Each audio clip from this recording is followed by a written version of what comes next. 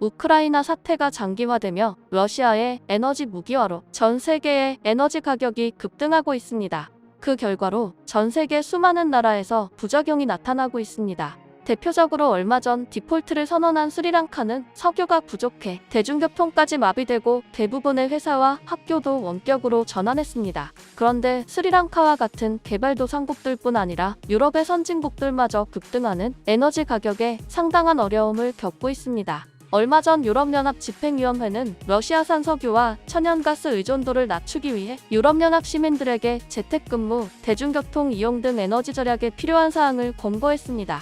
권고안은 재택근무, 난방 에어컨 사용 줄이기, 대중교통 이용, 고속도로 주행속도 하향, 여객기 대신 열차 이용 등입니다. 하지만 이러한 방안이 해결책이 되지는 못했는지 가장 많은 친환경 시대를 열었던 유럽 국가들은 줄줄이 석탄 발전을 늘리기 시작했습니다. 로이터 통신은 네덜란드가 국가 에너지 위기 1단계인 조기 경보를 발령하고 35%로 제한돼 있던 석탄 화력발전소의 생산 한도를 풀겠다는 방침을 밝혔다고 보도했습니다. 이어 유럽의 선진국인 독일도 다가올 겨울에 대비해 석탄 화력발전소 재가동 방침을 밝혔는데요.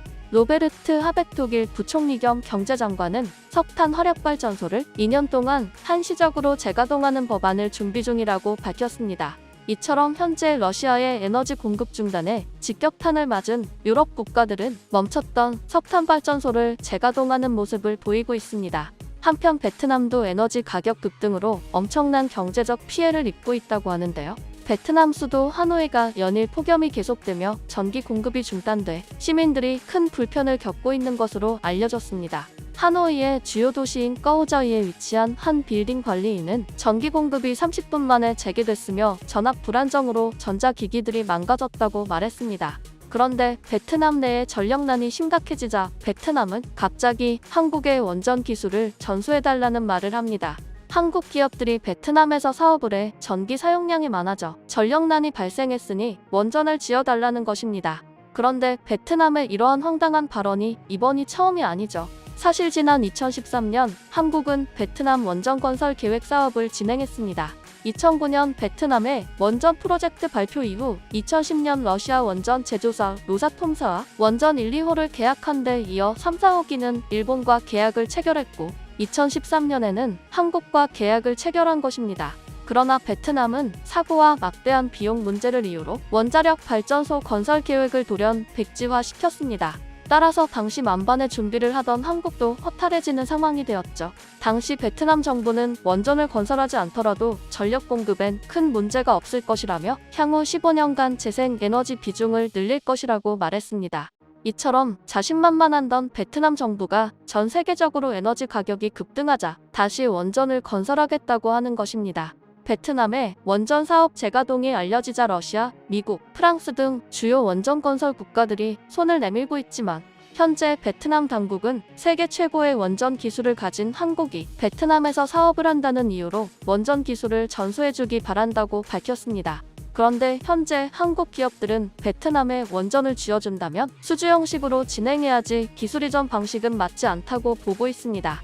베트남은 현재 한국 기업을 비롯한 외국 기업들이 자국에서 사업을 진행해 전력난이 생겼다고 주장하고 있지만 실상은 그렇지가 않습니다. 베트남의 폭염이 계속되며 갑자기 에어컨 가동률이 높아지며 전력난이 발생한 것이죠. 그런데 베트남은 자국 내의 문제마저 한국을 비롯한 외국 기업에 돌리기 시작한 것입니다. 심지어 한국은 베트남을 제2의 중국이라고 불릴 수 있게 해준 나라이고 현재도 삼성전자 공장 등 한국 기업에 대한 경제 의존이 높은데도 자신들의 이익만을 생각하고 있습니다. 그리고 베트남 현지에서 사업을 하는 기업들은 베트남의 코로나 봉쇄로 사업에 상당한 어려움을 겪은 것으로 알려졌습니다.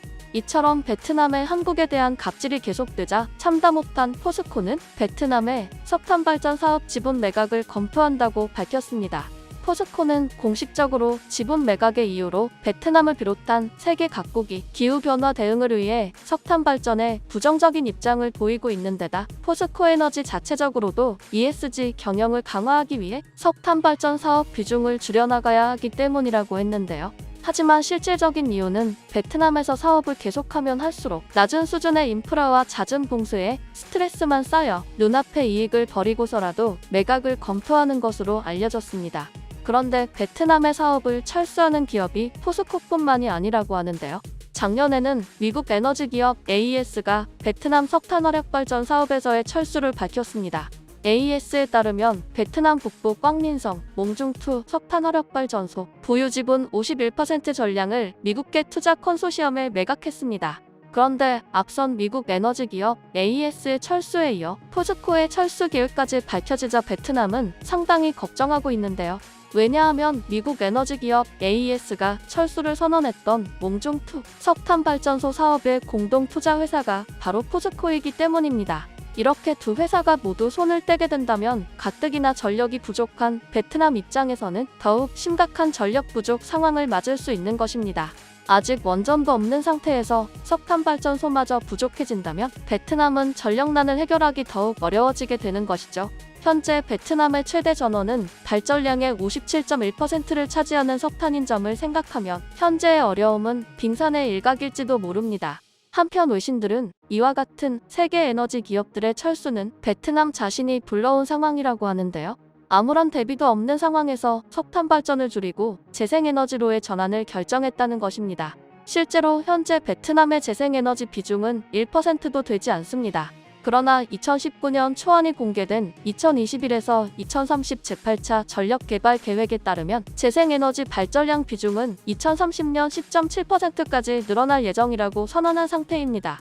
이에 대한무역투자진흥공사 코트라는 지난해 베트남 정부는 2030년까지 탄소 배출 감축 목표를 수정해 감축 목표치를 약 2천만 톤 이상으로 늘렸고 전력 개발 계획에 따른 화력발전소 7기의 개발 계획을 철회하기도 했다고 했습니다. 결국 따지고 보면 베트남의 전력난은 하나부터 10까지 베트남 스스로 자초한 일이 돼버렸습니다. 그러면서 한국에 다짜고짜 원전 기술을 전수해달라고 주장하는 것입니다. 한편 베트남의 전력난이 심각해지자 베트남은 미국과 유럽연합 등 서방의 대러시아 제재 강화에 아랑곳하지 않고 러시아와 에너지 협력을 강화하는 데 이릅니다.